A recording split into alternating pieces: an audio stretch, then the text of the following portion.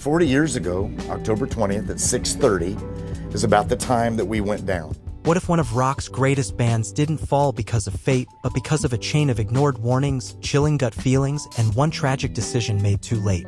This isn't just the story of a plane crash.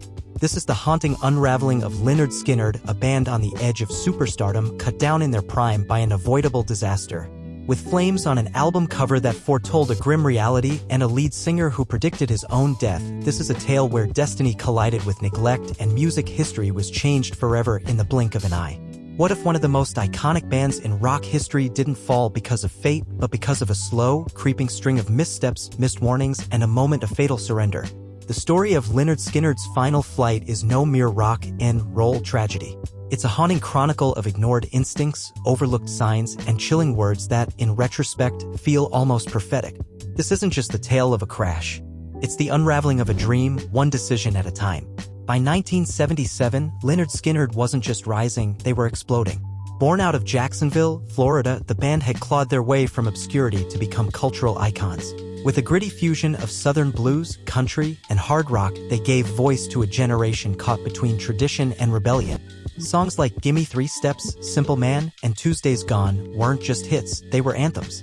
And at the center of it all was Ronnie Van Zant, the band's soul, a poetic, defiant frontman who channeled the rawness of southern life into every lyric he sang. And then there was Free Bird.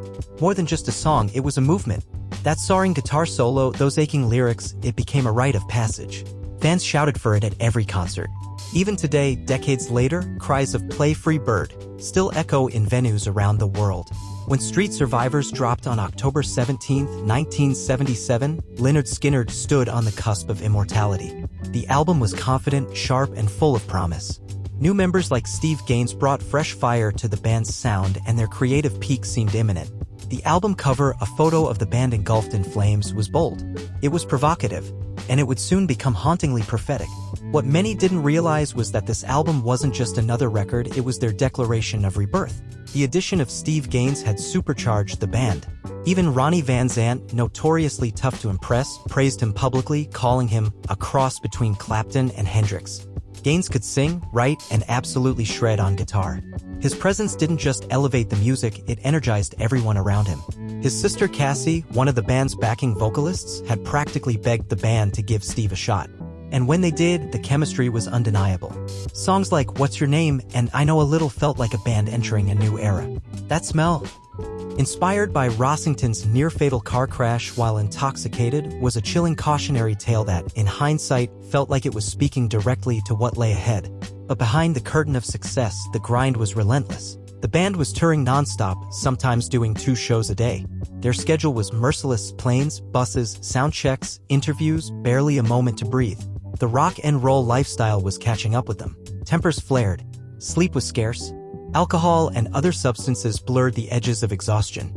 And the constant pressure to outperform, to prove they weren't just southern rockers but legitimate rock royalty, weighed heavily. There were fractures too, some literal. Gary Rossington was still healing from his recent car accident. Ronnie Van Zant had been battling laryngitis and stress. They were pushing their limits. But rather than slowing down, they leaned in harder. This was their shot, the moment everything could finally click.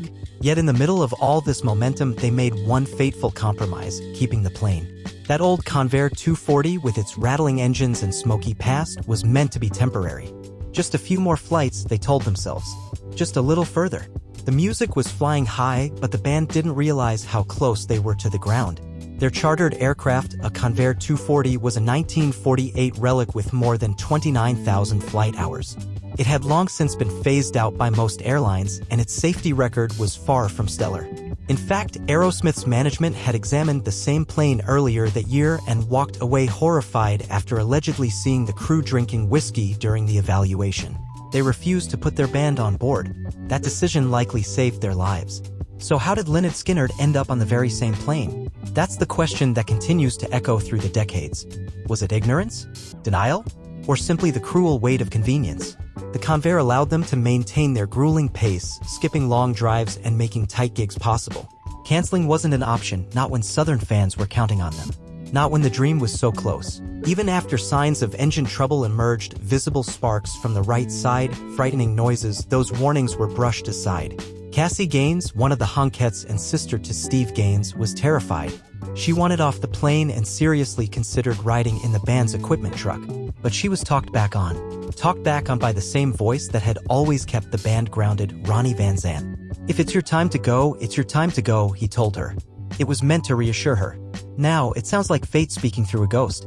Ronnie himself had long spoken of an early death. Friends, family, and bandmates recalled him saying again and again that he didn't believe he'd live to see 30. His wife Judy remembered those conversations vividly. "When she heard about the crash, she didn't even need confirmation. He told me so many times," she said. "I realized he really knew what he was talking about. He was 29. These weren't just passing thoughts or artist's angst. These were repeated, chilling affirmations of a destiny Ronnie seemed to accept long before it arrived."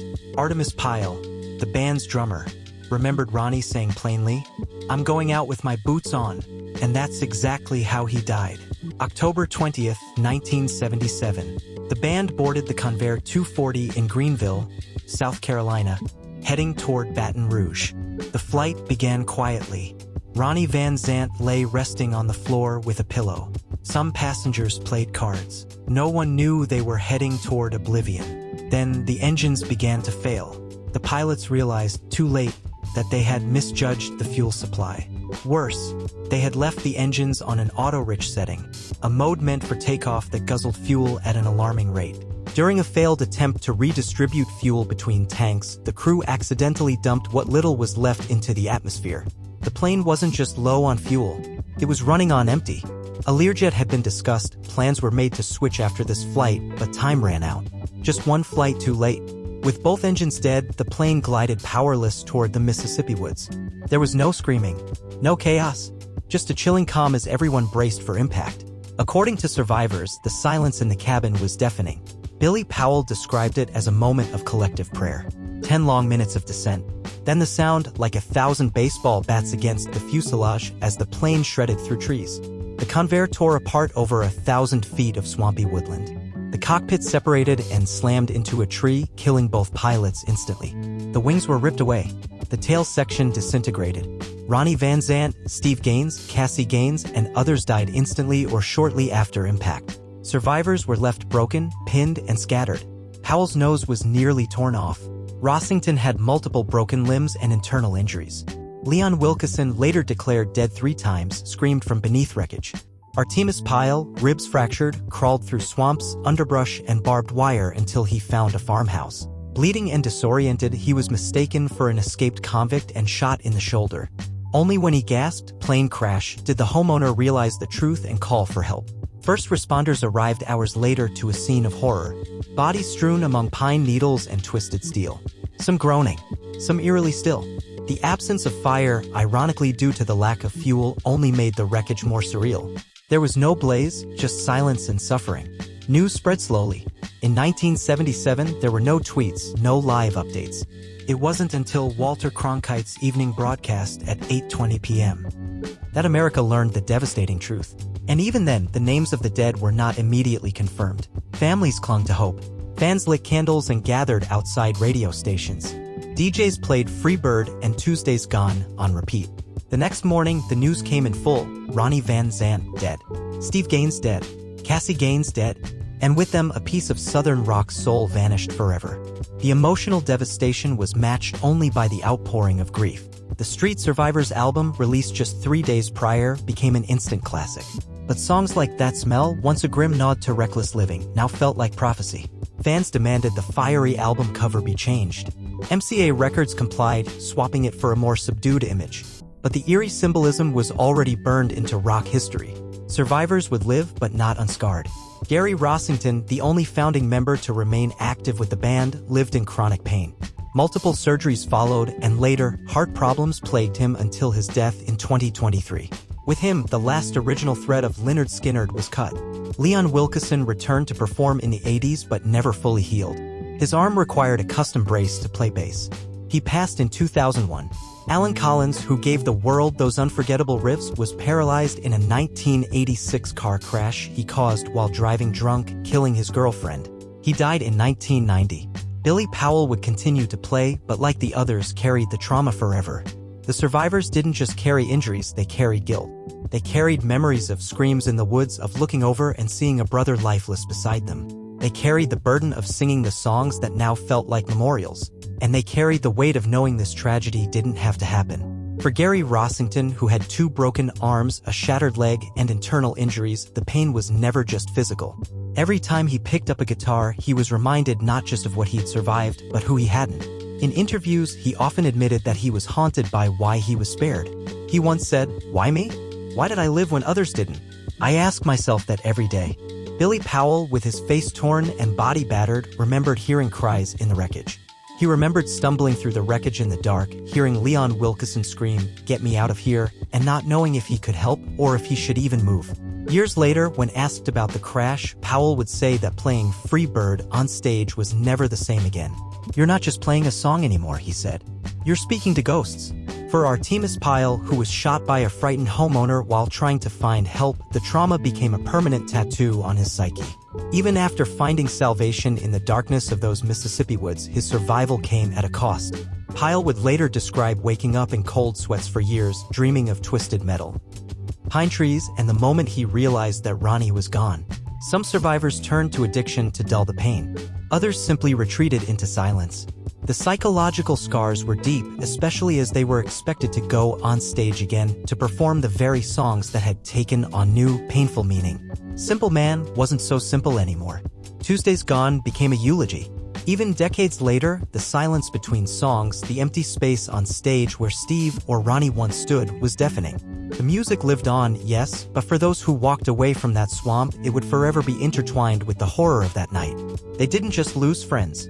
They lost part of themselves and had to relive it every time the lights went down and the crowd screamed for Free Bird. In the years that followed, Lynyrd Skynyrd's legacy became both sacred and contested. Legal battles broke out over who had the right to tell their story. Artemis Pyle's biopic, Street Survivors. The true story of the Lynyrd Skynyrd plane crash was halted by lawsuits before finally releasing in 2020. The film received mixed reviews, but the battle was never really about filmmaking. It was about memory, ownership, and the delicate divide between personal truth and public legacy. Even the album cover became a battleground. Fans accused MCA of exploiting the tragedy. Others saw it as an eerie artifact of fate. Bootlegs of the original cover still circulate, its image forever tied to the myth. Today, Lynyrd Skynyrd is more than a band. They are a symbol. A myth forged in music and sealed in tragedy. Their songs echo in movies, political rallies, and backroads road trips. Free Bird is no longer just a request at concerts, it's a cry for something lost, something untouchable. A monument stands near the crash site in Gillsburg, Mississippi, a solemn tribute to the lives lost, the legacy created, and the pain left behind. Fans still visit. They leave guitars, letters, and flags. The music, the story, the sorrow, they all linger. Should Lynyrd Skynyrd continue without a single founding member? That debate still stirs. But maybe it misses the point. Because Lynyrd Skynyrd wasn't just a band, it was a way of life. Defiant, soulful, southern, and unforgettable. The plane crashed, but the music never did.